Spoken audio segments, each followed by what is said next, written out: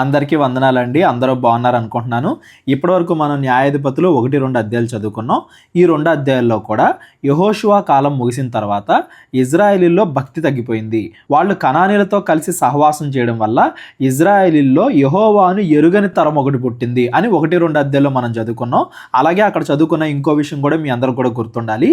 ఇజ్రాయేలీలు విగ్రహారాధన ద్వారా పాపంలో పడిపోయారు. అంతకుముందు కనానీయులు ఏ తప్పులు చేసేవాళ్ళు, ఇజ్రాయేలీలు కూడా అలాంటి తప్పులే చేస్తూ బ్రతుకుతున్నప్పుడు దేవుడు వాళ్ళకి శిక్ష విధిస్తాడు. ఎవరో ఒకళ్ళని పంపించి ఆ రాజ్యాల ద్వారా ఇజ్రాయేలీకి తీర్పు తీరుస్తాడు. అలా ఇజ్రాయేల్ శిక్ష అనుభవించిన తర్వాత వాళ్ళు పశ్చాత్తాపడి మేము తప్పు చేశాము, మమ్మల్ని రక్షించు అని దేవుణ్ణి వేడుకోవడం, దేవుడు అప్పుడు న్యాయాధిపతులు పంపించి వాళ్ళని రక్షించడం, ఆ తర్వాత మళ్ళీ ఇజ్రాయేలీలు కొంతకాలం తర్వాత పాపంలో పడిపోవడం, ఇదంతా కూడా ఒక సైకిల్ లాగా జరుగుతూ ఉంది. ఎందుకు ఇలా జరుగుతుంది అంటే ఇజ్రాయేలీలు అవిశ్వాసులైన కనానీయులతో కలిసి నివసించడం వల్ల వాళ్ళ విగ్రహారాధన వీళ్ళు అంటించుకొని ధర్మశాస్త్రాన్ని వీళ్ళు మర్చిపోవడం వల్ల అనేది 1, 2 అధ్యాయంలో మనం చదువుకున్నాం. ఈరోజు న్యాయాధిపతులు 3వ అధ్యాయం నుండి మనం చదువుకుంటూ వెళ్దాం. ఇజ్రాయేలీలకును కనానీయులకును జరిగిన యుద్ధములన్నింటినీ చూడని వారందరినీ శోధించి ఇజ్రాయేలీల తరము వారికి అనగా పూర్వము ఆ యుద్ధములను ఏమాత్రము చూడని వారికి యుద్ధము చేయ నేర్పునట్లు యెహోవా ఉండనిచ్చిన జనములు ఇవి. యెహోషువ కాలంలో చాలా యుద్ధాలు జరిగాయి. ఆ యుద్ధాల ద్వారా దేవుడు అనేక విషయాలు నేర్పించాడు ఇజ్రాయేల్కి. దేవుడి మీద విశ్వాసం కలిగి ఉంటే దేన్నైనా జయించవచ్చు.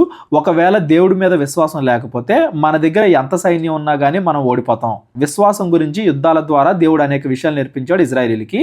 అయితే ఈ కొత్త తరం వాళ్ళు యుద్ధాలు ఏవి చూడలేదు. వీళ్ళకి దేవుడి గురించి తెలియదు. మనం ముందే చదువుకున్నాం కదా, దేవుణ్ణి ఎరుగని తరం ఒకటి పుట్టింది అని. ఇలాంటి వాళ్ళు పుడతారు అని దేవుడికి ముందే తెలుసు కాబట్టి వీళ్ళకి తీర్పు తెచ్చడానికి దేవుడు కొంతమందిని ఉండనిచ్చాడు కనానీయుల్ని. ఎవరాళ్ళు?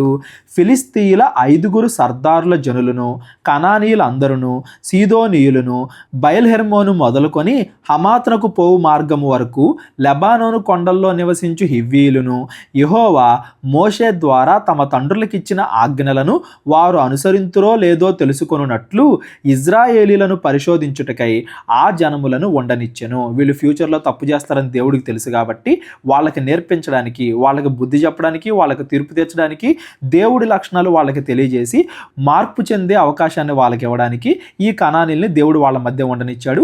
ఇవి మనం 1, 2 అధ్యాయాల్లో కూడా మాట్లాడుకున్నాం.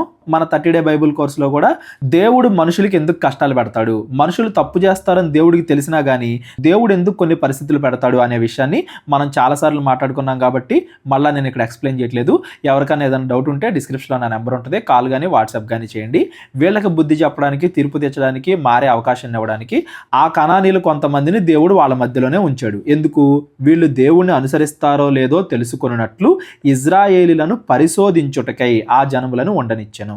కాబట్టి ఇజ్రాయేలీలు కనానీయులు, హిత్తీయులు, అమోరీయులు, పెరిజ్జీయులు, హివ్వీయులు, యోబూసీయులు అను జనముల మధ్య నివసించుచు వారి కుమార్తెలను పెళ్లి చేసుకొనుచు వారి కుమారులకు తమ కుమార్తెలను ఇచ్చుచు వారి దేవతలను పూజించుచు వచ్చిరి.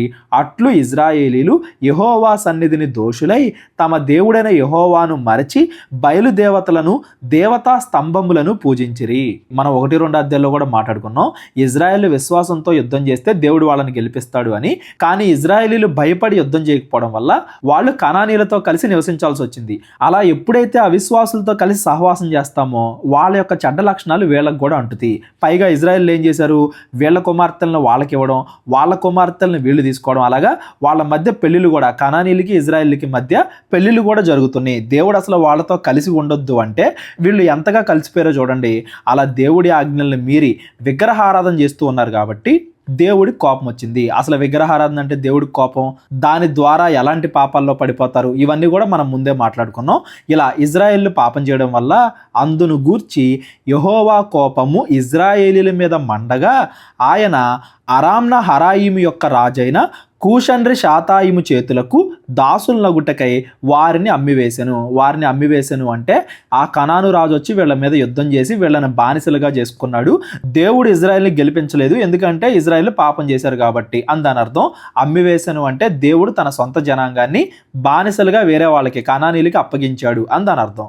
ఇజ్రాయేలీలు 8 సంవత్సరములు కూషన్రి షాతాయిమునకు దాసులుగా ఉండిరి. ఎన్ని సంవత్సరాలు? 8 సంవత్సరాలు దాసులుగా ఉన్నారు. ఇజ్రాయేలీలు యెహోవాకు మొరపెట్టగా, అంటే 8 సంవత్సరాల తర్వాత మేము ఇప్పుడు ఎందుకు ఇన్ని కష్టాలు పడుతున్నామా అంటే మేము దేవుడికి వ్యతిరేకంగా ప్రవర్తించాం కాబట్టి అని వాళ్ళు పశ్చాత్తాపడి యెహోవాకు మొరపెట్టగా, యెహోవా కాలేబు తమ్ముడైన కనజు యొక్క కుమారుడగు ఒత్నియేలును రక్షకునిగా ఇజ్రాయేల్ కొరకు నియమించి వారిని రక్షించెను. ఒత్నియేలు గురించి మనం యెహోషువ పుస్తకంలో కూడా చదువుకున్నాం కదా, 1-2 అధ్యాయాల్లో కూడా చదువుకున్నాం. ఇతడు ఇజ్రాయేలీలకి మొదటి న్యాయాధిపతి. ఈ ఒత్నియేలు ద్వారా ఇజ్రాయేల్ని రక్షిస్తున్నాడు దేవుడు. యెహోవా ఆత్మ అతని మీదికి వచ్చెను కనుక అతడు ఇజ్రాయేలీలకు న్యాయాధిపతి అయి యుద్ధమునకు బయలుదేరగా, యెహోవా అరామ్న హారాయిము రాజైన కూషన్రి షాతాయిమును అతని చేతికి అప్పగించెను. అతడు కూషన్రి షాతాయిమును జయించెను. అప్పుడు 40 సంవత్సరములు దేశము నెమ్మది పొందెను. అటు తరువాత కనజు కుమారుడైన ఒత్నియేలు మృతి పొందెను. ఈ ఒత్నియేలు ద్వారా దేవుడు ఇజ్రాయెల్ని రక్షించాడు. ఎక్కడైనా కానీ యెహోవా ఆత్మ అతని మీద అనగా న్యాయాధిపతి మీదకి వచ్చింది అంటే అది టెంపరరీ, తాత్కాలికం. అంతేగాని కొత్త నిబంధనలో మనం బాప్తిసం తీసుకుంటే దేవుడు మనకి పరిశుద్ధాత్మని ఇస్తాడు కదా మనం చనిపోయేంత వరకు, అది ఇది ఒకటి కాదు అనేది మీరు గుర్తుపెట్టుకోండి. కొత్త నిబంధనలో రావడం వేరు ఆత్మ, పాత నిబంధనలో రావడం వేరు. యెహోవా ఆత్మ అతని మీదకి వచ్చింది అంటే ఆ యుద్ధం చేసే సమయంలో దేవుడు శక్తినిచ్చి అతన్ని గెలిపించాడు, ఆ యుద్ధం గెలిచేలా చేశాడు అని దాని అర్థం. అతడు గెలిపించినప్పుడు బాగానే ఉన్నారు, తర్వాత 40 సంవత్సరాలకి ఇజ్రాయేలీలు మళ్ళా పాపంలో పడిపోయారు అని దాని అర్థం. ఈ సైకిల్ మీకు గుర్తుందా? వీళ్ళు పాపాలు చేశారు, దేవుడు ఆ కూషన్రి షాతాయిముకు అప్పగించాడు, వాళ్ళు పశ్చాత్తాపడ్డారు, ఒత్నియేలు ద్వారా దేవుడు రక్షించాడు. 40 సంవత్సరాల తర్వాత ఇజ్రాయేలీలు మళ్ళా పాపంలో పడిపోయారు. ఎందుకు? మంచి న్యాయాధిపతి చనిపోయాడు కాబట్టి. ఇజ్రాయేలీలు మరలా యెహోవా దృష్టికి దోషులైరు గనుక వారు యెహోవా దృష్టికి దోషులైనందున యెహోవా ఇజ్రాయేలీలతో యుద్ధము చేయుటకు మోయాబు రాజైన ఎగ్లోనును బలపరిచెను. ఈసారి మోయాబు రాజైన ఎగ్లోనీలకి దేవుడు ఇజ్రాయేల్ని బానిసలుగా పంపిస్తున్నాడు. అతడు అమ్మోనీలను అమాలేకీలను సమకూర్చుకొని పోయి ఇజ్రాయేలీలను ఓడగొట్టి ఖర్జూర చెట్ల పట్టణమును స్వాధీనపరుచుకొనెను. ఖర్జూర చెట్ల పట్టణము అంటే ఎరుకో పట్టణం, దాన్ని స్వాధీనపరుచుకున్నారు. ఇజ్రాయేలీలు 18 సంవత్సరములు మోయాబు రాజునకు దాసులైరి. ఇక్కడ ఎన్ని సంవత్సరాలు? 18 సంవత్సరాలు. పైన 8 సంవత్సరాలకే వాళ్ళకి బుద్ధి వచ్చింది. ఇక్కడ మరలా వాళ్ళకి బుద్ధి రావడానికి, దేవుడికి మరలా పశ్చాత్తాపడడానికి వీళ్ళకి ఎన్ని సంవత్సరాలు పట్టింది? 18 సంవత్సరాలు పట్టింది. ఇజ్రాయేలీలు యెహోవాకు మొరపెట్టగా బెన్యామీయుడైన గెరా కుమారుడగు ఏహూదు అను రక్షకుణ్ణి వారి కొరకు యెహోవా నియమించెను. ఈసారి వాళ్ళ మధ్యలో ఉన్న ఏహూదు అనే న్యాయాధిపతిని దేవుడు ఎంచుకున్నాడు. ఈ న్యాయాధిపతి రెండవ న్యాయాధిపతి. మొదట ఆయన ఎవరో ఒత్నియేలు. న్యాయాధిపతులు అనగానే వీళ్ళు న్యాయం తీర్చేవాళ్ళు కాదు, ఇజ్రాయేల్ తరపుగా యుద్ధం చేసి వాళ్ళని గెలిపించేవాళ్ళు అని మొదటి 2 అధ్యాయాల్లోనే నేను చెప్పాను. అది మీ అందరూ కూడా గుర్తుంది అనుకుంటున్నాను. ఈసారి ఏహూదుని నియమించుకున్నాడు దేవుడు. అతడు ఎడమ చేతి పనివాడు. అతని చేతను ఇజ్రాయేలీలు మోయాబు రాజైన ఎగ్లోనుకు కప్పము పంపగా, కప్పము అనగానే ట్యాక్స్. ఇప్పుడు ఇజ్రాయెల్ అందరూ కూడా బానిసలుగా ఉన్నారు కదా, వీళ్ళు బానిసలుగా ఉన్నారు కాబట్టి డబ్బు కట్టాలి. ఇజ్రాయెల్ అందరూ కట్టాల్సిన డబ్బుని, ఆ డబ్బు మొత్తాన్ని ఏహూదుకి ఇచ్చి ఆ ఎగ్లోన్ రాజు దగ్గరికి పంపించారు. ఏహూదు మూరెడు పొడవు గల 2 అంచుల కత్తిని చేయించుకొని తన వస్త్రములో తన కుడి తొడ మీద దానిని కట్టుకొని ఆ కప్పము మోయాబు రాజైన ఎగ్లోనుకు తెచ్చెను.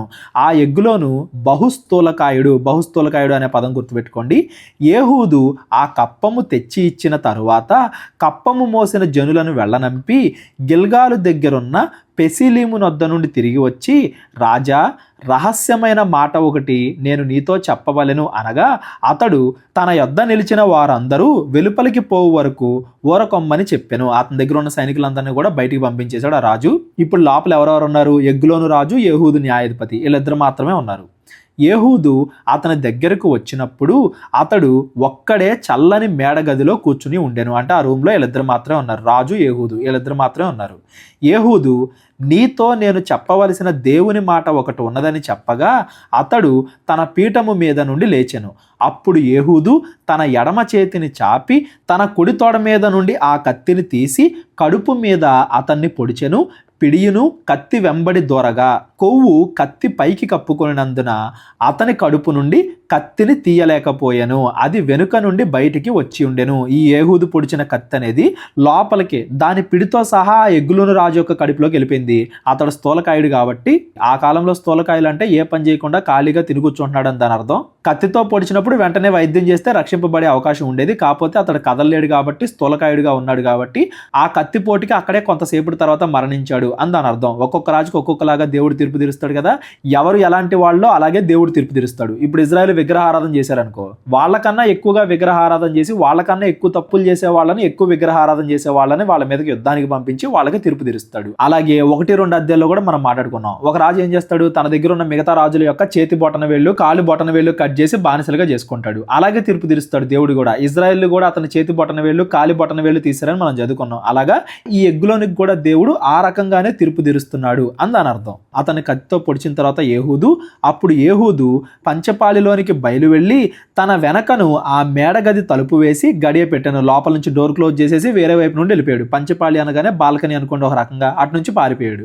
అతడు బయలు వెళ్ళిన తరువాత ఆ రాజు దాసులు లోపలికి వచ్చి చూడగా ఆ మేడగది తలుపులు గడియలు వేసి ఉండెను. లోపల నుంచి క్లోజ్ చేశాడు కదా ఏహూదు, గడియలు వేసి ఉండెను. గనుక వారు అతడు చల్లని గదిలో శంఖానివర్తికి పోయున్నాడు అనుకుని, అతడు ఏమైనా బాత్రూమ్కి వెళ్తున్నారేమో అని సైనికులు అనుకుని తాము సిగ్గువింతలు పడు వరకు కనిపెట్టినను అతడు ఆ గది తలుపులు తీయకపోగా. వీళ్ళు ఎంతసేపు ఎదురు చూస్తున్నా కానీ ఆ డోర్లు ఓపెన్ చేయట్లా. అప్పుడు వీళ్ళకి డౌట్ వచ్చి వారు తాళపు చెవిని తెచ్చి తలుపులు తీసి చూసినప్పుడు వారి యజమానుడు చనిపోయి నేలను పడి ఉండెను.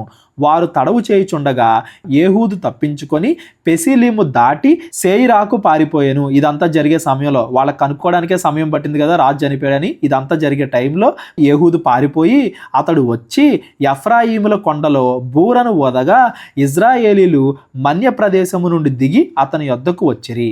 అతడు వారికి ముందుగా సాగి వారితో, నా వెంబడి త్వరగా రండి, మీ శత్రువులైన మోయాబీలను యెహోవా మీ చేతికి అప్పగించుచున్నాడు అనెను.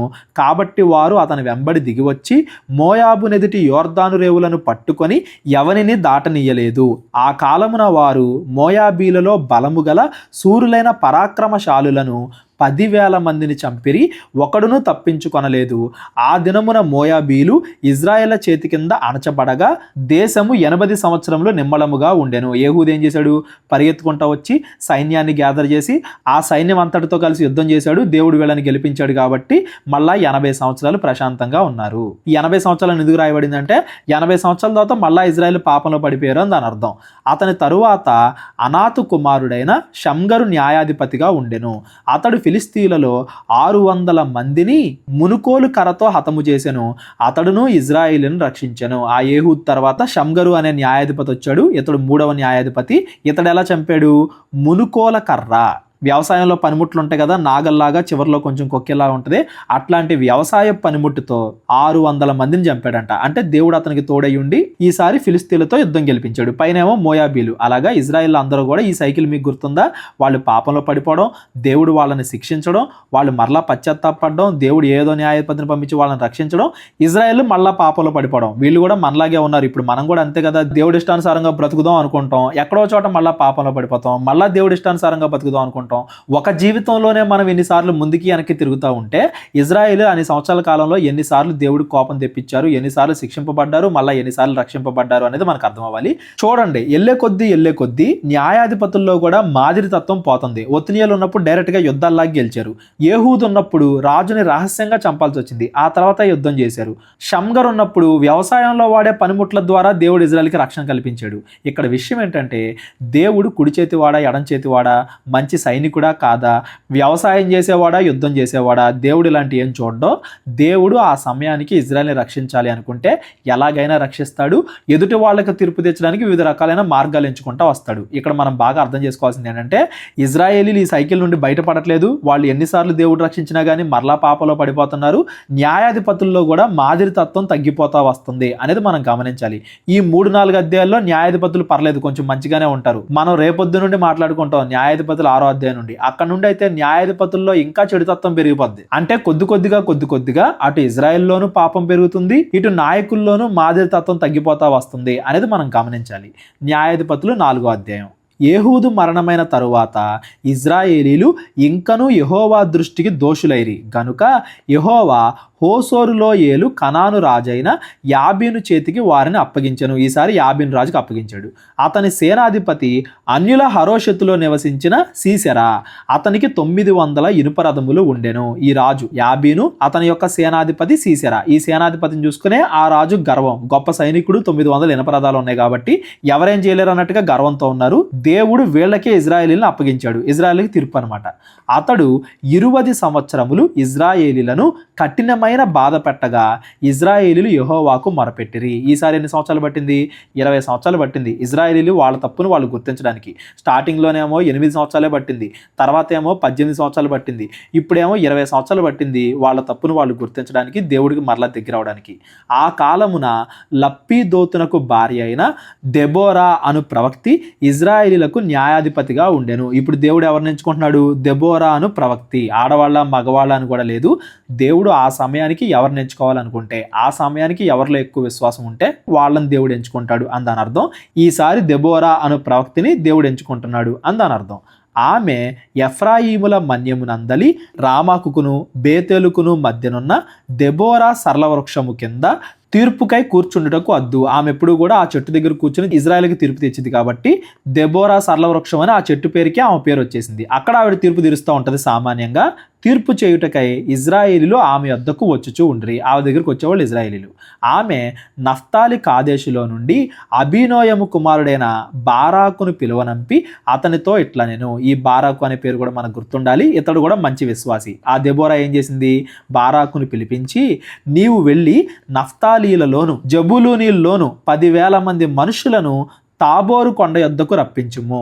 నేను నీ దగ్గరకు యాబీను సేనాధిపతి అయిన సీసెరాను అతని రథములను అతని సైన్యమును కీషోను ఏటి యొద్దకు కూర్చి నీ చేతికి అతనిని అప్పగించెదను అని ఇజ్రాయేలు దేవుడైన యెహోవా సెలవిచ్చి ఉండలేదా అని దెబోరాతో చెప్పగా, కేవలం దెబోరాతోనే కాదు, దేవుడు బారాకుతో కూడా మాట్లాడాడు అని దాని అర్థం. దేవుడు చెప్పాడు కదా, 10,000 మంది సైనికులు వెంట పెట్టుకుని వెళ్ళు, ఆ సీసెరా పైన యుద్ధంలో దేవుడు నిన్ను గెలిపిస్తాడు. మీరు సీసెరాను చూసి భయపడుతున్నారు, అతని రథాలను చూసి భయపడుతున్నారు, ఇనప రథాలు 900 రథాలని, అతని సైన్యాన్ని చూసి భయపడుతున్నారు, వాళ్ళందరూ కూడా బాగా ట్రైనింగ్ తీసుకున్నారు అని. కాకపోతే వాళ్ళందరినీ దేవుడు అప్పగిస్తాడని దేవుడు చెప్పాడు కదా, ఇంకా వెళ్లకుండా ఏం చేస్తున్నారు, బయలుదేరండి అని దెబోరా బారాకుతో చెప్పింది. అందుకు బారాకు, నీవు నాతో కూడా వచ్చిన ఎడల నేను వెళ్ళుదును గాని నీవు నాతో కూడా రాని ఎడల నేను వెళ్ళనని ఆమెతో చెప్పాను. దేవుడు చెప్పినా గానీ బారాకు ఇంకా భయపడుతున్నాడు అని దాని అర్థం. ఆ దెబోరాతో, నువ్వు కూడా నాతో వస్తేనే నేను వెళ్తాను అని చెప్పేసి చెప్తున్నాడు. అప్పుడు ఆమె, నేను నీతో ఆగత్యముగా వచ్చేదను, అయితే నీవు చేయు ప్రయాణము వలన నీకు ఘనత కలగదు. యెహోవా ఒక స్త్రీకి సీసెరాను అప్పగించునని చెప్పి తాను లేచి బారాకుతో కూడా కెదెషుకు వచ్చెను. ఇదిగో బారాకు, నేను కూడా వస్తాను యుద్ధానికి, కాకపోతే నువ్వు ఒక్కడవే వెళ్ళటానికి భయపడ్డావు కాబట్టి, నన్ను కూడా రమ్మన్నావు కాబట్టి, దేవుడి మీద నీకు అంత విశ్వాసం లేదు కాబట్టి ఈ యుద్ధంలో వచ్చే ఘనత అంతా కూడా ఒక స్త్రీకి చెందిద్ది. నువ్వేదో యుద్ధం చేసి ఇజ్రాయెల్ని గెలిపించావు అన్నట్టుగా ఆ ఘనత అనేది నీకు రాదు, ఒక స్త్రీకి వస్తుంది, ఎందుకంటే నువ్వు భయపడ్డావు కాబట్టి అని దెబోరా బారాకుతో చెప్పింది. బారాకు జబూలీనులను నఫ్తాలీలను కెదెషునకు పంపించినప్పుడు 10,000 మంది మనుషులు అతని వెంట వెళ్ళిరి. దెబోరాయు అతనితో కూడా పోయెను. అంతకులోగా కనానీయుడైన హెబెరు మోషే మామయ్యైన హోబాబు సంతతి వారైన కనానీయుల నుండి వేరుపడి కెదెషునొద్దనున్న జయన్నీములోని మస్తకి వృక్షము కింద తన గుడారము వేసుకొని ఉండెను. ఇప్పుడు ఎందుకు మోషే మామయ్యన హోబాబు సంతతి గురించి మాట్లాడుతున్నారు అంటే, 1-2 అధ్యాయాల్లో కూడా మనం మాట్లాడుకున్నాం, ఇజ్రాయెలుతో కలిసి మోషే మామ యొక్క సంతానం కూడా వాగ్దాన దేశంలో స్థిరపడ్డారు అని. వాళ్ళకి యుద్ధానికి సంబంధం ఏంటి అనేది కూడా మనం కింద చదువుకుంటూ వెళ్దాం. అబోనీయము కుమారుడైన బారాకు తాబోరు కొండ మీదికి పోయెను గాని సీసెరాకు తెలుపబడినప్పుడు సీసెరా తన రథములన్నింటినీ, తన 900 ఇనప రథములను అన్యుల హరోషెతు నుండి కీషోను వాగు వరకు తన పక్షముగానున్న సమస్త జనమును పిలివింపగా, దెబోరా, లెమ్ము, యెహోవా సీసెరాను నీ చేతికి అప్పగించిన దినము ఇదే. ఒక పక్కన సీసెరా సైన్యం ఉంది, ఒక పక్కన బారాకు సైన్యం ఉంది. ఇదిగో దేవుణ్ణి కాళ్ళని అప్పగిస్తాడు, నువ్వు వెళ్ళు అని చెప్పి దెబోరా చెప్తుంది. యెహోవా నీకు ముందుగా బయలుదేరును కదా అని బారాకుతో చెప్పినప్పుడు, ఇదిగో దేవుడు నీకు తోడుంటాడు, దేవుడు నీకు ముందుగా వెళ్తాడు, నువ్వు భయపడకుండా వెళ్ళి యుద్ధం చేయి అని చెప్పి బారాకుతో చెప్పింది. బారాకు ఆ 10,000 మంది మనుషులను వెంటబెట్టుకొని తాబోరు కొండ మీద నుండి దిగి వచ్చెను. బారాకు వారిని హతము చేయునట్లు యెహోవా సీసెరాను అతని రథములన్నింటినీ అతని సర్వసేనలను కలవరపరచగా సీసెరా తన రథము దిగి కాలినడకన పారిపోయెను. బారాకు సైన్యం కంటే సీసెరా సైన్యం గొప్పది, అయినా కానీ బారాకు. దేవుడు మాకు తోడుంటాడు, తక్కువ మంది సైన్యమైనా వాళ్ళకి అంత శిక్షణ లేకపోయినా దేవుడు తోడుంటాడు కాబట్టి మేము గెలుస్తాము అని చెప్పి బారాకు యుద్ధానికి వెళ్ళాడు. ఆ బారాకును దేవుడు ఎలా గెలిపిస్తున్నాడు? సీసెరాను అతని రథములన్నింటినీ అతని సర్వసేనలను కలవరపరచగా, అక్కడున్న గుర్రాలన్నీ కూడా వాటి యజమానులకే ఎదురు తిరిగాయి అని దాని అర్థం. వాటిని చూసే సీసెరా గర్వపడుతున్నాడు. ఆ ఇనప రథాలను చూసి వాళ్ళ గుర్రాలే వాళ్ళకి ఎదురు తిరిగేసరికి ఇజ్రాయేలీలు వాళ్ళని ఈజీగా జయించగలిగారు. దేవుడు వాళ్ళని యుద్ధంలో గెలిపించాడు. ఈ సీసెరా ఆ యుద్ధం నుండి పారిపోయాడు. బారాకు ఆ రథములను సేనను అన్యుల హషోరెతు వరకు తరుమగా సీసెరా యొక్క సర్వ సైన్యము కత్తివాత కూలెను, ఒక్కడైనను మిగిలి ఉండలేదు. హోసోరు రాజైన యాబీకును కనానీయుడైన హెబెరు వంశస్థులకును సమాధానము కలిగి ఉండెను కనుక సీసెరా కాలినడకను కనానీయుడగు హెబెరు భార్య అయిన యాయేలు గుడారమునకు పోయెను. ఇప్పుడు అర్థమైందా పైన మోషే మామ యొక్క సంతానం గురించి ఇక్కడ ఎందుకు చెప్పాడో? వాళ్ళ సంతానంతో ఈ సీసెరాకు మంచి సంబంధాలు ఉండటం వల్ల వెళ్ళి వాళ్ళ దగ్గరికి వెళ్ళి దాక్కున్నాడు. ఆ హేబెరు భార్య అయిన యాయేలు దగ్గరికి వెళ్ళి దాక్కున్నాడు. అప్పుడు యాయేలు సీసెరాను ఎదుర్కొనబోయి అతన్ని చూచి, నా ఏలినవాడా, నా తట్టు తిరుగుము, భయపడకుమని చెప్పినందున అతడు ఆమె గుడారమును చొచ్చెను. వెళ్ళి ఆమె గుడారంలో దాక్కున్నాడు ఆ సీసెరా. ఆమె గొంగళితో అతన్ని దుప్పటి కప్పగా అతడు దప్పిక కొని ఉన్నాను, దయచేసి దాహమునకు కొంచెము నీళ్ళిమ్మని ఆమెను అడిగాను. ఆమె ఒక పాలబుడ్డి విప్పి అతనికి దాహమిచ్చి అతన్ని కప్పుచుండగా, నీళ్ళేంటి మంచిగా నిద్ర పట్టిద్దని పాలు కూడా ఇచ్చింది. పాలిచ్చి అతను నిద్రపోమని చెప్తే అతడు గుడారపు ద్వారమున నిలిచి ఉండుము, ఎవడే కానీ లోపలికి వచ్చి ఇక్కడ ఎవడైనా ఉన్నాడా అని నిన్ను అడిగిన ఎడల నీవు ఎవడునూ లేడని చెప్పవలెను. ఇదిగో ఆ బారాకు వస్తున్నాడు అని చంపడానికి, బయటకు వచ్చి ఎవరన్నా అడిగితే లోపల ఎవరు లేరని చెప్పాడు. పిమ్మట హేబెరు భార్య అయిన యాయేలు గుడారపు మేకు తీసుకొని సుత్తి చేతి పట్టుకొని అతని యొద్దకు మెల్లగా వచ్చి అతనికి అలసట చేత గాఢ నిద్ర కలిగి ఉండగా నేలకు దిగునట్లు ఆ మేకును అతని కణతలో దిగగొట్టగా అతడు చచ్చెను. తలలో కొడితే ఆ మేక అటువైపు నుండి ఇటువైపుకి వచ్చింది, అతడు చనిపోయాడు. బారాకు సీసెరాను తరుముచుండగా యాయేలు అతన్ని ఎదుర్కొన వచ్చి, రమ్ము, నీవు వెదుగుచున్న మనుషుణ్ణి నీకు చూపించెదను అనగా అతడు వచ్చినప్పుడు సీసెరా చచ్చుపడి ఉండెను, ఆ మేకు అతని కణతలలో నుండెను. ఆ దినమున దేవుడు ఇజ్రాయేల్ ఎదుట కనాను రాజైన యాబీను అణిచెను. తరువాత వారు కనాను రాజైన యాబీనును సంహరించు వరకు ఇజ్రాయేలీల చెయ్యి కనాను రాజైన యాబీనునకు విరోధముగా అంతకంతకు హెచ్చుచూ వచ్చెను. ఆ సీసెరా తర్వాత కనాను రాజైన యాబీను కూడా జయించాడు బారాకు. యుద్ధంలో వీళ్ళని దేవుడు గెలిపించాడు అని దాని అర్థం. ఇక్కడ చూడండి, స్టార్టింగ్లో బారాకు భయపడ్డాడు కాబట్టి, దెబోరా సహాయం లేకుండా వెళ్ళను అన్నాడు కాబట్టి దేవుడు ఇక్కడ బారాకుకి అటు కనానీల రాజుకి బుద్ధొచ్చేలా చేస్తున్నాడు. ఏమని? ఒక స్త్రీ చేత ఏ కత్తి పట్టుకోకపోయినా, ఇజ్రాయెల్కి సంబంధం లేకపోయినా, యుద్ధానికి ఎక్కడో దూరంగా ప్రశాంతంగా నివసిస్తున్నా వాళ్ళను వాడుకుని కూడా దేవుడు యుద్ధాన్ని గెలిపించగలడు అనేది ఇక్కడ అందరికీ తెలిసేలాగా దేవుడు చేస్తున్నాడు. బారాకు ఆ విషయంలో విశ్వాసంలో కొంచెం బలహీనపడినా తర్వాత దెబోరా చెప్పడం బట్టి మరలా తన విశ్వాసాన్ని బలపరుచుకున్నాడు, యుద్ధానికి వెళ్ళాడు, దేవుడు యుద్ధంలో గెలిపించాడు అని దాని అర్థం. ఈ బారాకు యొక్క పేరుని మనం కొత్త నిబంధనలో కూడా గమనించవచ్చు, మంచి విశ్వాసి అనేది మనకు అర్థం అవ్వాలి. అలాగే ఈ 4వ అధ్యాయంలో దేవుడు యుద్ధాన్ని గెలిపించడానికి ఎవరినైనా వాడుకోగలడు, ఎలా అయినా ఆయన చేయిస్తాడు, మనం జస్ట్ ఆయన నమ్మాలి అంతే. ఆయన మీద విశ్వాసం ఉంటే ఎలాగైనా దేవుడు గెలిపిస్తాడు అనే దానికి ఈ 3-4 అధ్యాయాలు ఒక మంచి ఉదాహరణ. ఈరోజు మనం న్యాయాధిపతులు 5వ అధ్యాయాన్ని కూడా చదువుకుందాం, 6వ అధ్యాయం నుండి రేపొద్దున మనం చదువుకుందాం. ఇప్పుడు యుద్ధం గెలిచారు కదా, ఆ దెబోరా బారాకు ఇద్దరు కలిసి ఒక మంచి పాట పాడుతున్నారు, ఇది కూడా మనం ఈరోజు చదువుకుందాం. ఆ దినమున దెబోరాయు అభినోయము కుమారుడైన బారాకును ఈ కీర్తన పాడిరి. దేవుడు యుద్ధం గెలిపించాడు కాబట్టి ఇప్పుడు పాట పాడుతున్నారు వాళ్ళు. ఏమని? ఇజ్రాయేలీలలో యుద్ధశూరులు ధైర్యము కనబరిచిరి. ఎవరైతే ధైర్యంగా దేవుడి మీద నమ్మకంతో, సీసెరా వైపు ఎక్కువ మంది సైనికులు ఉన్నా కానీ దేవుడి మీద నమ్మకంతో వెళ్ళారో వాళ్ళందరూ కూడా మంచి ధైర్యం చూపించారు. దేవుడు ఈరోజు వాళ్ళని గెలిపించాడు. ప్రజలందరూ సంతోషముగా సిద్ధపడిరి, యెహోవాను స్తుతించుడి, రాజులారా వినుడి, అధిపతులారా ఆలకించుడి, యెహోవాకు గానము చేసేదను, ఇజ్రాయేలు దేవుడైన యెహోవాను కీర్తించెదను.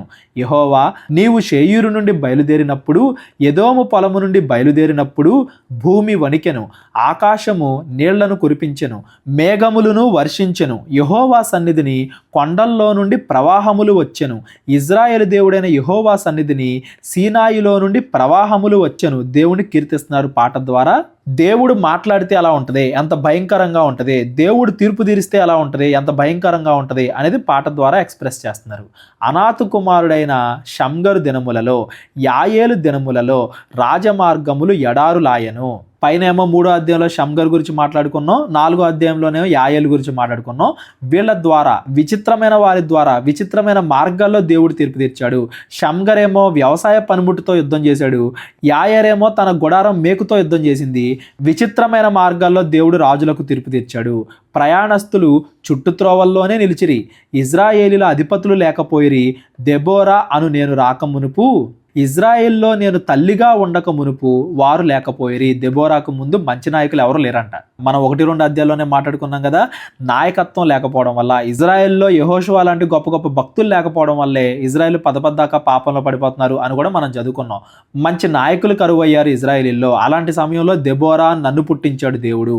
ఇజ్రాయేలీలు కొత్త దేవతలను కోరుకొనగా యుద్ధము ద్వారముల యొద్దకు వచ్చెను. ఇజ్రాయేల్ విగ్రహారాధన చేశారు కాబట్టి దేవుడు యుద్ధాన్ని పంపించాడు శిక్షగా. ఇజ్రాయేలీల్లో 40,000 మందికి ఒక కేడమే గాని ఈటియే గాని కనబడలేదు. జనులలో ఇజ్రాయేలీల అధిపతులు సంతోషముగా సిద్ధపడిరి. వారి యందు నాకు ప్రేమ కలదు, యెహోవాను స్తుతించుడి. ఒకప్పుడు వాళ్ళు మనల్ని ఏలేవాళ్ళు, బానిసలుగా చూసేవాళ్ళు. ఇప్పుడు దేవుడు ఒక్క ఈటి గాని కత్తి గాని కనబడకుండా ఇజ్రాయేల్కి ప్రశాంతతను దయచేశాడు, సంతోషాన్ని దయచేశాడు. యెహోవాని స్తుతించుడి.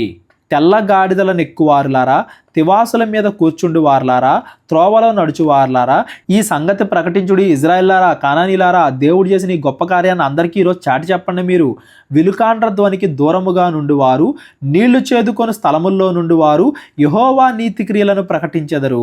ఇజ్రాయేలు గ్రామముల్లో ఆయన జరిగించు నీతి క్రియలను వారు ప్రకటించెదరు. దేవుడు ఇలా ఎలా అయితే గెలిపించాడో, ప్రకృతిని వాడుకొని, గుర్రాలను వాడుకొని, ఒక స్త్రీని వాడుకొని దేవుడు ఇజ్రాయేల్కి ఎలా రక్షణ కల్పించాడో ఈ రోజు అందరూ కూడా కీర్తించండి. దేవుడి గురించి చాటి చెప్పండి. వినుటకై యెహోవా జనులు ద్వారముల్లో కూడుదురు.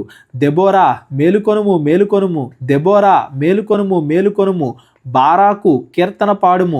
అభినోయము కుమారుడా లెమ్ము, చెరపెట్టిన వారిని చెరపట్టుము. అంతకుముందు వాళ్ళు మనల్ని బానిసలుగా చేసుకున్నారు, ఇప్పుడు మనకి దేవుడు వాళ్ళని అప్పగిస్తున్నాడు. లెగండి, ప్రజల వీరులలో శేషించిన వారును కూడి వచ్చిరి. సూరులలో యెహోవా నాకు సహాయము చేయవచ్చెను. అమాలేకిల్లో కాపురమున్న ఎఫ్రాయిములను, నీ తరువాత నీ జనములలో బెన్యామీలును, మాకీరు నుండి న్యాయాధిపతులను, జబూలూనీల నుండి నాయకదండము వహించువారును వచ్చిరి. ఇస్సాకారీలను అధిపతులు దెబోరాతో కలిసి వచ్చిరి. ఇస్సాకారీలను బారాకును అతివేగమున లోయలోనికి చొరబడిరి. రూబేనీల కాలవల యొద్ద జనులకు గొప్ప హృదయాలోచనలు కలిగెను. మందల ఈలలను వినుటకు నీ దొడ్ల మధ్యను నీ వేళ నివసించితివి. రూబేను గోత్రం వాళ్ళ మీరు యుద్ధం చేయడానికి రాలేదు, దెబోరాకి బారాక్కి సహాయం చేయడానికి వాళ్ళు రాలేదు అనేది కూడా ఇదే పాటలో వివరిస్తున్నారు. రూబేనీల కాలువల యొద్ద జనులకు గొప్ప యోచనలు కలిగెను. గిలాదు యోర్దాను అద్దరిని నిలిచెను. దానీయులు ఓడ దగ్గర ఏర నిలిచిరి. ఆషేరీయులు సముద్ర తీరమున తమ అకాతముల యొద్ద ఏల నిలిచిరి. జబూలీనులు మరణ భయము లేక ప్రాణమును తృణీకరించుకొనిన జనము. నఫ్తాలీయులు భూమి మెట్టల మీద ప్రాణము తృణీకరించిరి. జబూలునీలు నఫ్తాలీయులు దేవుడి మీద విశ్వాసంతో తమ ప్రాణాలను లెక్క చేయకుండా యుద్ధానికి వెళ్తుంటే మీరు అందరూ కూడా ఎందుకు రాలేదు అని ఒక పక్కన వాళ్ళకి తీర్పు తీరుస్తూనే ఎవరైతే దేవుడి కోసం యుద్ధం చేశారో వాళ్ళని పొగడ్డం కూడా ఒకటే పాటలో జరుగుతుంది ఈ దెబోరా ద్వారా. రాజులు వచ్చి యుద్ధము చేసిరి. మెగిద్దో కాలవల యొద్దనున్న తానాకులో కనాను రాజులు యుద్ధము చేసిరి. వెండి లాభము వారు తీసుకొనలేదు. నక్షత్రములు ఆకాశము నుండి యుద్ధము చేసెను. నక్షత్రములు తమ మార్గముల్లో నుండి సీసెరాతో యుద్ధము చేసెను. ఇవన్నీ కూడా దేవుడు వీళ్ళని ఎలా గెలిపించాడు అనేదానికి కవిత్వాత్మకమైన వర్ణన. దేవుడు ప్రకృతిని వాడుకుని వాళ్ళకి సహాయం చేశాడు అనడానికి. కీషోను వాగు వెంబడి పురాతనపు వాగైన కీషోను వెంబడి వారు కొట్టుకుపోయిరి. నా ప్రాణమా నీవు బలము పూని సాగుము. గుర్రముల డెక్కలు సూరులను తొక్కెను. గుర్రములు ఎగసి ఎగసి సూర్యులను తొక్కెను. ఆ సీసెరు యొక్క గుర్రాలే అతని సైనికులు చంపాయని మనం ముందు చదువుకున్నాం కదా, దాన్ని కూడా ఇక్కడ కవిత్వాత్మకంగా వర్ణిస్తున్నారు. యెహోవా దూత ఇట్లనెను, మేరోజును శపించుడి, దాని నివాసుల మీద మహాశాపము నిలుపుడి. యెహోవా సహాయమునకు వారు రాలేదు. ఇజ్రాయేలీలైనా కానీ ఆ మేరోజు పట్టణంలో ఉండేవాళ్ళు యుద్ధం చేయడానికి రాలేదు. వాళ్ళ మీదకి దేవుడు తీర్పును తీసుకొస్తాడు. ఎందుకంటే తమ సహోదరులతో కలిసి యుద్ధం చేయడానికి వాళ్ళు రాలేదు కాబట్టి, భయపడ్డారు కాబట్టి. బలిష్ఠులతో కూడి యెహోవా సహాయమునకు వారు రాలేదు. కనానీయుడైన హేబెరు భార్య యాయేలు స్త్రీలలో దీవెన నొందును. గుడారములో నుండి స్త్రీలలో ఆమె దీవెన నొందును. యాయేలు ద్వారా దేవుడు రక్షించాడు. ఆవిడ్ని చూసైనా ఆ స్త్రీని చూసైనా కానీ బుద్ధి తెచ్చుకోండి. యెహోవా విరోధులపైన ఆమె తిరుగుబడింది కానీ మీరు మాత్రం రాలేదు యుద్ధానికి అని చెప్పేసి ఒక పక్కన ఇజ్రాయెల్ గోత్రాలకి తీర్పు తీరుస్తూనే ఎవరైతే యుద్ధానికి వచ్చారో వాళ్ళని దీవించడం కూడా ఇదే పాటలో జరుగుతుంది. ఆమె దీవెనందును అతడు దాహం అడిగెను, ఆమె పాలు తెచ్చి ఇచ్చెను, సర్దారులకు తగిన పాత్రలో మేగడ తెచ్చి ఇచ్చెను, ఆమె మేకును చేత పట్టుకొనెను, పనివాని సుత్తెను కుడి చేత పట్టుకొని సీసెరాను కొట్టెను, వాని తలను ఆమె పగలగొట్టెను, ఆమె అతని తలను సుత్తితో కొట్టగా అది పగిలెను, అతడు ఆమె కాళ్ళ యొద్ద కుంగిపడి పరుండెను, ఆమె కాళ్ళ యొద్ద కుంగి పరుండెను, అతడు ఎక్కడ కుంగెనో అక్కడే పడి చచ్చెను, ఆమె ద్వారా అతడు నశించాడు. సీసెరా తల్లి కిటికీలో నుండి చూచెను, అల్లిక కిటికీలో నుండి చూచి కేకలు వేసెను, రాక అతని రథములు తడవు చేయనేలా. ఆ సీసెరా యొక్క వాళ్ళ అమ్మ అనుకుంటుందంట, ఇంకా రాలేదేంటి నా కొడుకు యుద్ధం నుండి అని ఆవిడ అనుకుంటుందంట. ఆవిడకి తెలియదు కదా ఆ సీసెరా చనిపోయాడు, యుద్ధంలో ఓడిపోయాడు, ఒక స్త్రీ ద్వారా దేవుడు అతను చంపించాడని ఆవిడ తెలియదు. కాబట్టి ఆవిడ వెయిట్ చేస్తూ ఉంది తన కుమారుడి కోసం. రాక అతని రథము తడవు చేయనేలా, అతని రథముల చక్రములు ఆలస్యము చేయనేలా. ఆమె యొద్దనున్న వివేకము గల రాజకుమార్తెలు ఈలాగునే ఉత్తరం ఇచ్చిరి. ఆవిడ దగ్గర ఉండేవాళ్ళు ఆవిడికి సమాధానం చెప్తున్నారు. ఆమె తనకు తాను మరలా ఇట్లను కొనుచుండెను. వాళ్ళు ఏం చెప్పారంట, వారికి దొరికెను కదా, దోపిడీ సొమ్ము పంచుకున్నారు కదా, యోధులందరూ తలా ఒక స్త్రీని తీసుకొందురు, ఇద్దరేసి స్త్రీలు వారికి దొరుకుదురు, సీసెరాకు రంగు వేయబడిన వస్త్రం ఒకటి దోపిడీ సొమ్ముగా దొరుకును, రంగు వేయబడిన విచిత్ర వస్త్రం ఒకటి దోపిడిగా దొరుకును, రెండు వైపులా రంగు వేయబడిన విచిత్రమైన వస్త్రము దోచుకొనిన వారి మెడలకు తగిన వస్త్రం ఒకటి దొరుకును. ఆవిడేమనుకుంటుంది, యుద్ధంలో నా కొడుకు గెలుస్తాడు ఖచ్చితంగా, అక్కడ ఉండే స్త్రీలను కూడా వాళ్ళు పట్టుకుంటారు, యుద్ధంలో సొమ్ము కొల్లగొడతారు అని చెప్పేసి తన కొడుకు గురించి చాలా గొప్పగా అనుకుంటుంది, గర్వపడుతుంది. అయితే దేవుడు ఆవిడికి కూడా తీర్పు తీర్చాడు. ఎవరెవరైతే గర్వపడుతున్నారో వాళ్ళందరి గర్వాన్ని దేవుడు అనుస్తాడు. యెహోవా నీ శత్రువులందరూ అలాగే నశించెదరు. మొదట్లో వాళ్ళు గర్వపడతారు, తర్వాత వాళ్ళు నశిస్తారు. ఆయనను ప్రేమించు వారు బలముతో ఉదయించు సూర్యుని వలె ఉందురు. ఎవరైతే దేవుడి చిత్తానుసారంగా నడుచుకుంటారో వాళ్ళని దేవుడు కాపాడతాడు, దేవుడికి వ్యతిరేకంగా ఉండే వాళ్ళపైన దేవుడు తీర్పు తీరుస్తాడు అనేది ఇక్కడ ఈ పాటలో ఉన్న భావం. తరువాత దేశము 40 సంవత్సరములు నిమ్మలంగా ఉండెను. ఆ దెబోరా బారాక్ కాలం తర్వాత 40 సంవత్సరాలు ఇజ్రాయెల్ బాగానే ఉన్నారని దాని అర్థం. ఆ 40 సంవత్సరాల తర్వాత ఇజ్రాయెల్ మళ్ళా పాపంలో పడిపోయారని దాని అర్థం. దాని గురించి మనం న్యాయాధిపతుల 6వ అధ్యాయంలో రేపొద్దున మాట్లాడుకుందాం. ఈ రోజు మనం చదువుకున్న ఈ 3, 4, 5 ఈ 3 అధ్యాయాల్లో మనం గమనించాల్సింది ఏంటంటే, ఇజ్రాయేలీలు పదపద్దాకా పాపంలో పడిపోతున్నారు. అంతకంతకీ వాళ్ళ పాపం పెరుగుతూ వెళ్తుంది కానీ తగ్గుతూ వెళ్ళట్లేదు. ఇదే సైకిల్ పదపద్దాకా రిపీట్ అవుతుంది అని దాని అర్థం. మళ్ళీ వెళ్ళే కొద్దీ ఇజ్రాయెల్లో పాపం ఎక్కువ అవుతుంది, ఇజ్రాయేలీల నాయకుల్లో కూడా మాదిరితత్వం అనేది తగ్గుతూ వెళ్తుంది అనేది మనం గమనించాలి. మనం కూడా పదపద్దాకా పాపంలో పడిపోకుండా కాసేపు దేవుడి వైపు కాసేపు లోకం వైపు అలా పదపద్దాకా ఊగిసలాడేవారిగా ఉండకుండా విశ్వాసంలో స్థిరత్వం కలిగి ఉండాలి. అప్పుడే మనం దేవుడి దీవెనలు పొందుకుంటాం అనేది కూడా ఈ 3 అధ్యాయాల ద్వారా మనం గమనించాలి. ఇక్కడ వరకన్నా బాగానే ఉన్నారు న్యాయాధిపతులు. 6వ అధ్యాయం నుండి మనం చదువుకోబోయే న్యాయాధిపతుల్లో ఆ న్యాయాధిపతుల్లోనే పాపం ఉండడం. ఇప్పుడు దాకా మనం ప్రజల్లో పాపం ఉందని చూసాం, అది న్యాయాధిపతుల వరకు పాకింది. దేవుడి లక్షణాలు తెలియకుండా అధికారులు కూడా, ఇజ్రాయేలీలకి మంచి చెప్పాల్సిన నాయకులు కూడా ఎలాగ పాపంలో పడిపోయారు. ఇలాంటి విషయాలన్నీ కూడా న్యాయాధిపతులు 6వ అధ్యాయం నుండి మనం రేపొద్దున చదువుకుందాం. ఈ రోజు చదివిన 3 అధ్యాయాల్లో ఎవరికైనా ఏదైనా అర్థం కాకపోతే డిస్క్రిప్షన్లో నా నెంబర్ ఉంటుంది, కాల్ కానీ వాట్సాప్ కానీ చేయండి. మా పరిచయం కోసం ప్రార్థించండి. ప్రేరేపణ కలిగిన వాళ్ళు మా పరిచయం సహకరించండి. అందరికీ వందనాలు. దేవుడు మిమ్మల్ని అందరినీ కూడా దీవించి ఆశీర్వదించును గాక. అందరికీ వందనాలండి. కేవలం 30 వీడియోస్లో బైబిల్ నేర్చుకోండి అనే ఎంతో విలువైన ఈ కోర్స్ జస్ట్ ₹1 మీకు కావాలి అంటే మీ పేరు, మీ ఊరు ఈ నెంబర్కి వాట్సాప్ చేయండి. ఈ కోర్సులో ఏ విషయాలు ఉంటాయో ముందుగానే తెలుసుకోవడానికి ఈ వీడియో పాస్ చేసి టాపిక్స్ అన్ని చదువుకోండి. క్రైస్తవులందరూ ఈ బైబిల్ కోర్స్ వినాలి అని మేము కోరుకుంటున్నాం. అందరినీ దేవుడు దీవించును గాక. ఆమెన్.